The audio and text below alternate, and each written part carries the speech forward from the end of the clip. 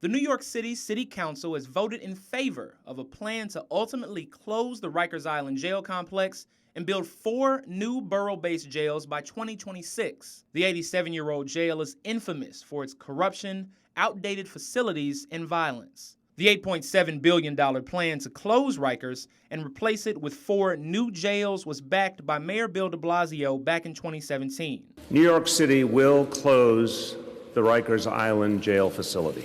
But the effort to close Rikers started well before the mayor got involved. So we say to the mayor, tear those buildings down. Darren Mack of prison reform organization Just Leadership USA has been pushing to close Rikers Island for nearly 5 years. The condition is either you're a predator or a prey.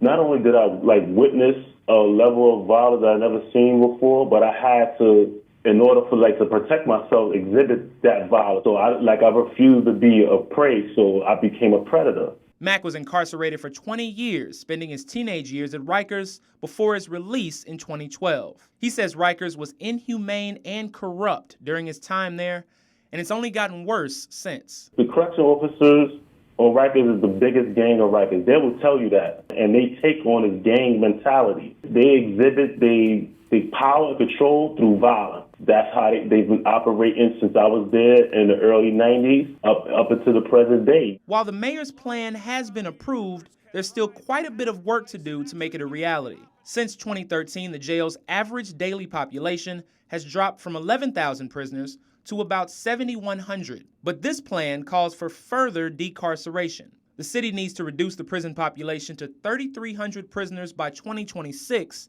in order to fit them in the new facilities. That would be the lowest average jail population the city has seen since the 1920s. Mayor Bill de Blasio and the city of New York are counting on several new programs to continue the trend of decarceration. It definitely is a great victory for all the work that activists and organizers have been doing over the years. And I think it's like a step towards, justice, for men and women, the kalief Browder and the people, so many people that we don't know about.